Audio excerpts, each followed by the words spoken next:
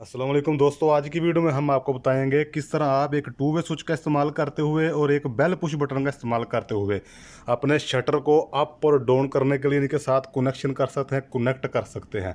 ये वीडियो खासकर उन लोगों के लिए बहुत अच्छी है क्योंकि जो लोग अक्सर मुझसे सवाल करते हैं कि ये जो शटर स्विच है वो कंप्लीट जो शटर स्विच है उनकी कंट्री में या उनके शहर में नहीं मिलता। ये वीडियो उनके लिए बहुत अहम है क्योंकि इसमें हम एक टू वे स्विच का इस्तेमाल करेंगे और एक बेल पुश बटन का इस्तेमाल करेंगे। इस टू वे स्विच को हम नीचे की तरफ सेलेक्ट करने के बाद इस बेल पुश बटन को प्रेस करेंगे तो ये जो हमारा शटर है वो नीचे की तरफ डाउन होना शुरू हो जाएगा।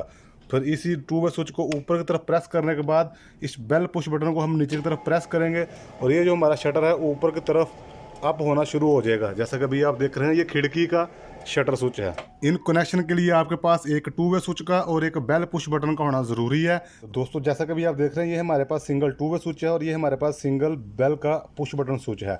बेल पुश बटन की बैक साइड पर दो पॉइंट हैं, एक नीचे की तरफ और एक ऊपर की तरफ। और ये जो टू वे स्विच है जैसा कि भी जानते हैं कि इसके बैक साइड पर तीन पॉइंट होते हैं, ये दो नीचे की तरफ हैं जैसा कि भी आप देख रहे हैं वायर को कनेक्ट करने के लिए, और ये एक पॉइंट ऊपर की तरफ है, ये कॉमन पॉइंट है।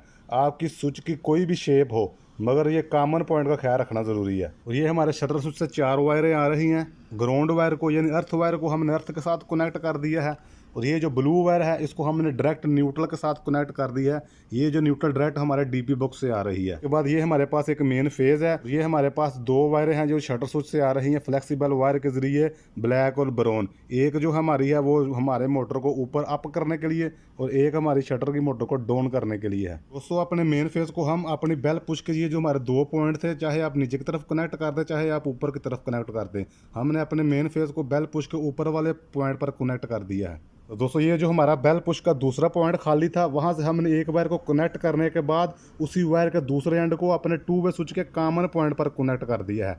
ये जो वायर की हमने लूपिंग की है यहाँ से यहाँ तक, ये हमारा टू वे स्विच का कॉमन पॉइंट है और ये हमारे बेल पुश का दूसरे वाला पॉइंट है। ऊपर वाले पॉइंट पर हमने मेन फेज कनेक्ट किया है।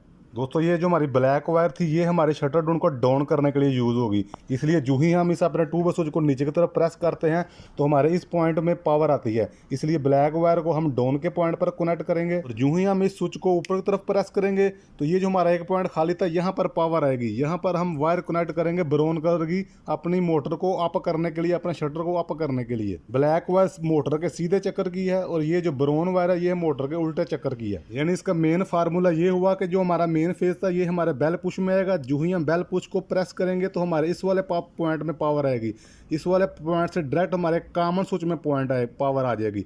और कॉमन स्विच को जो ही आप ऊपर की तरफ सेलेक्ट करेंगे तो ये हमारे मोटर को ऊपर की तरफ ले जाएगा। जो ही आप नीचे की तरफ बटन प्रेस करके फिर इसको प्रेस करेंगे तो ये हमारे शटर को नीचे की तरफ डाउन कर देगा। दोस्तों आपका शटर चाहे खिड़की का शटर हो चाहे वो मेन गेट का शटर हो, कनेक्शन सेम ही होंगे। तो दोस्तों ये तरीका है जिन लोगों के पास कंप्लीट शटर स्विच नहीं है वो एक टू वे स्विच का और एक बेल पुश बटन का इस्तेमाल करते हुए अपने शटर की मोटर को इस तरह कनेक्ट कर सकते हैं, इस तरह वायरों के कनेक्शन कर सकते हैं।